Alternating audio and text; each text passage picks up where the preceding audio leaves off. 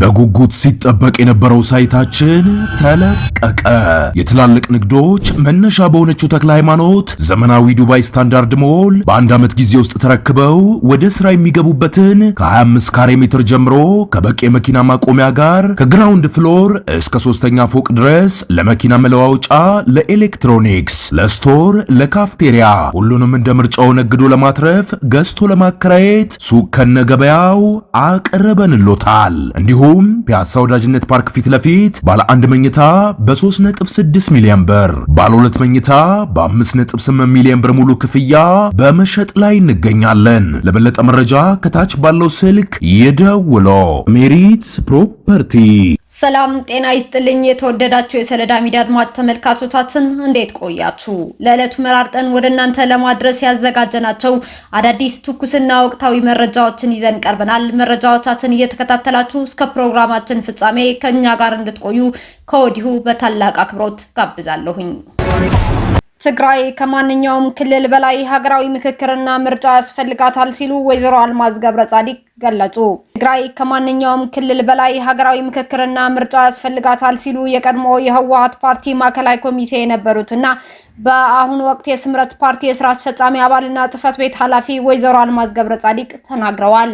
ወይዘሮ አልማዝ ለወጋታ ጋዜጣ እንደተናገሩት የትግራይ ህዝብ ከማንኛውም ክልል በላይ ሀገራዊ ምክክርና ምርጫ ያስፈልገዋል ያሉ ሲሆን ለዚህ እንደ ምክንያት የገለጹትም ትግራይ ከሌሎች ክልሎች ይልቅ በጠረጴዛ ምክክር ላይ መፈታት ከሚያስፈልጋቸው በላይ ችግሮች ስላሏት ነው ብለዋል። የትግራይ ክልል ችግሮች ሌላ ጦርነት በመፍጠር ሳይሆን አንድ ወይም ሁለት አጀንዳዎች በማለት ለምክክር በማቅረብ መፈታት እንዳለባቸውም ወይዘሮ አልማዝ ህወሓት ለሁለተኛ ዙር ጦርነት የሚያደርገውን ግብግብ ተችተዋል።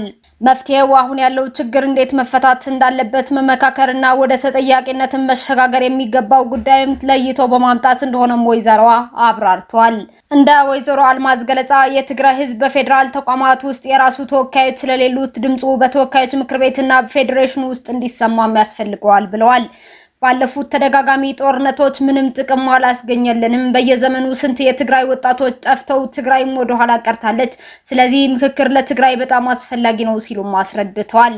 የቀድሞ ህወሓት እውቅና ካልተመለሰ በስተቀር በትግራይ ምንም አይነት ሀገራዊ ምክክርና ምርጫ አይካሄድም በማለት ህዝቡን እንደ መያዣ አድርጎ የመጠቀም ዝንባሌ እንዳለው፣ ሆኖም ግን ይህ ትክክለኛ አካሄድ እንዳልሆነም ወይዘሮ አልማዝ ተናግረዋል። የቀድሞውን የህወሓት እውቅናና ሌሎች ጉዳዮችን ለምክክርና ለምርጫ ቅድመ ሁኔታ ለሀገራዊ ምክክር በማቅረብ አጀንዳ ማድረግ ሲገባቸው ምክክር አይካሄድም ብሎ መንገድ መዝጋት አስፈላጊ አይደለም ሲሉም ህወሓትን ኮንነዋል። ቀደም ሲል የነበረው ችግሮችን በጦር መሳሪያ የመፍታት ባህልን ወደ ሰላማዊ የፖለቲካ ትግል መቀየር አለብን። ምክንያቱም በጦርነት ጊዜያዊ ድል እንጂ ዘላቂ መፍትሄ አይመጣም ሲሉም የጦርነትን አስከፊነት አስረድተዋል። ወይዘሮዋ በመጨረሻም የትግራይ ህዝብ በሀገራዊ ምክክርና ምርጫ እንደሚያስፈልገው፣ ይህንን ለማድረግም ጊዜው አሁን ስለሆነ ሁሉም ሰው እዚህ ላይ መረባረብ እንዳለበትም አሳስበዋል። የትውልድ አጀንዳ የሆነውን የባህር በር ጥያቄ ለማሳካት ወጣቶች በእውቀትና በንቃት መሳተፍ አለባቸው ሲል የኢትዮጵያ ወጣቶች ፌዴሬሽን ገለጸ።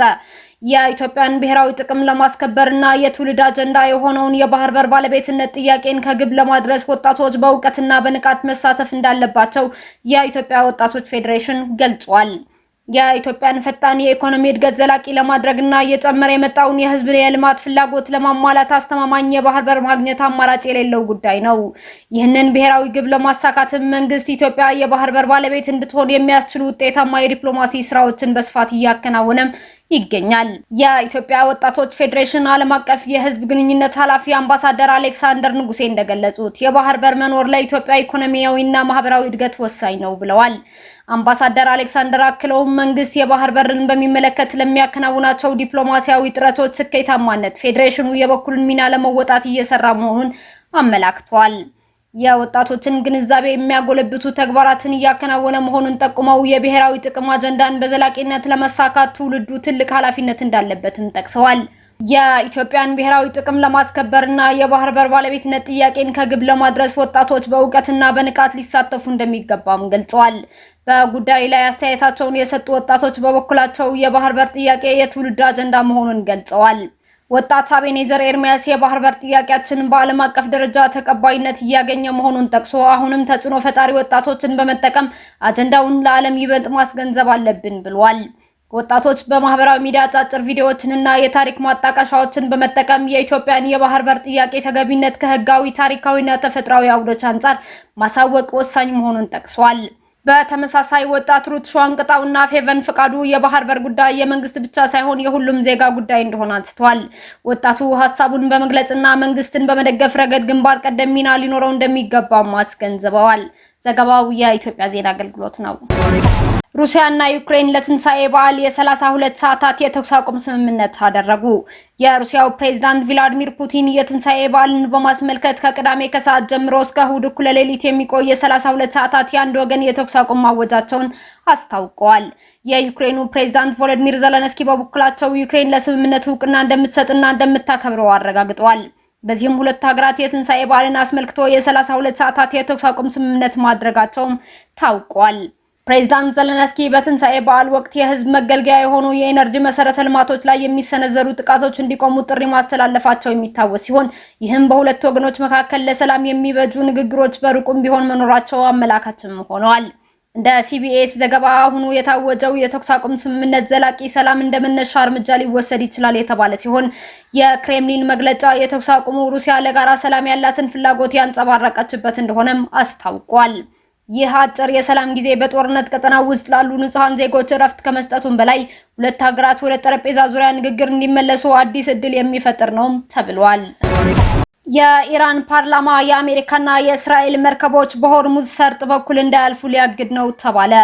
በባህረ ሰላጤው ሀገራት የሚመረተው የነዳጅ ምርት የሚተላለፍበት ወሳኙ የሆርሙዝ ሰርጥን ለመቆጣጠር የሚያስችል ወሳኝ እቅድ የኢራን ፓርላማ አዘጋጅቶ በሚቀጥለው ሳምንት ድምጽ እንደሚሰጥበት ተነገረ።